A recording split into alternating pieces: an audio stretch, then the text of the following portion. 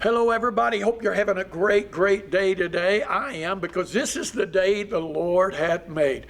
I'm so glad I get this moment of time with you, because I'm here to encourage you in the Lord and help you in your walk and help you come to the place that God has intended you to walk and live out. And I believe that's in His fullness in every area of our life, spiritually, physically, emotionally, relationally, financially. Church, I believe, our friends, I believe we're supposed to be living far greater than where most of us are. And I know this is a fact. I believe we're supposed to be living greater than the world, because we are the people of God. I want you, over the next couple of days, you want to stay with me, because I'm going to begin to lay out some principles of what I believe it takes for us to walk in fullness. I got to first start out with a couple of definitions, because I know what some of you are thinking. What are you talking about, fullness? The word fullness just simply means this: to be filled to capacity. Do you know that God wants you filled to capacity in joy? You know that God wants you filled to capacity in peace and health, finances? I believe that's where we're supposed to be walking. And God has a plan for you and I, if you and I will just work the plan. You know, there's an old saying that says something like this: you can lead a horse to water, but you can't make him drink. That kind of gives me the impression that that horse is set there to be a blessing, to be a help to the person leading, but the horse can maybe at a time be rebellious, or maybe it just doesn't want to drink. I don't know what the full picture of that story is, but you can't make him. That's the whole thing. You can't make him drink. And I believe it's the same way with us. God can lead us and show us to everything that He has for us. But friend, if you and I don't want to walk in it, we won't. In the book of Isaiah, chapter 1, and verse 19, it says this. It said, it's the willing and obedient that will eat the good of the land. Let me say that to you again. It's the willing and obedient that will eat the good of the land. Willingness is nothing more than a position or an attitude that I stand in. But an obedience is an attitude of heart that I have got to act upon and act out.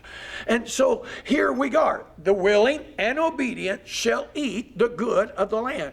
Now, God was speaking that to a nation, to Israel, to the people that He had called to reign and rule in life. That's what the word Israel means. It means to reign. And so God had called Israel, but Israel had rebelled against the Lord. They had made a decision. They're going to live their way. They're going to do their thing, even though God had made a covenant with them that God said, I'll be a God to you. You're going to be my people. I'm going to make you, I'm going to bless you, and I'm going to make you greater than all the nations of the earth. And you would think, after watching God do all the miraculous things that He had done for them, that they would continue on. But a moment of time came, they chose to walk in their way. As a matter of fact, they become rebellious, and they turned against the Lord, or they turned from the Lord. Because the word rebellion simply means this: it means to rise up against or to oppose an existing government or ruler.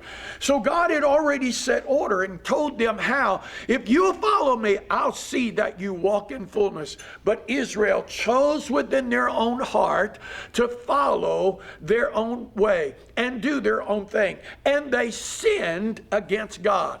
And when they began to sin against God, let me tell you what began to happen. It tells us in the book of Romans, or in the book of Isaiah, chapter 1, He said this.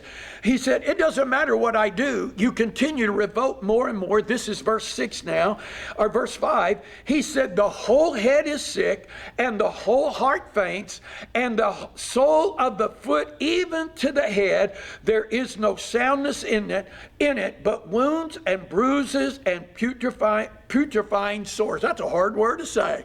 But there are open sores that are open in this body. Why? Because you have sinned against me. The head is sick. Listen to what he said. He said the whole head is sick, the heart faints, and there are sores all over the body because there's no soundness in it. And then he turns around. I'll deal with this more tomorrow, but he turns around. If you're willing and obedient, he tells us, he said, you can eat the good of the land. Come on with me today. today, friend, you and I can walk in the fullness of God.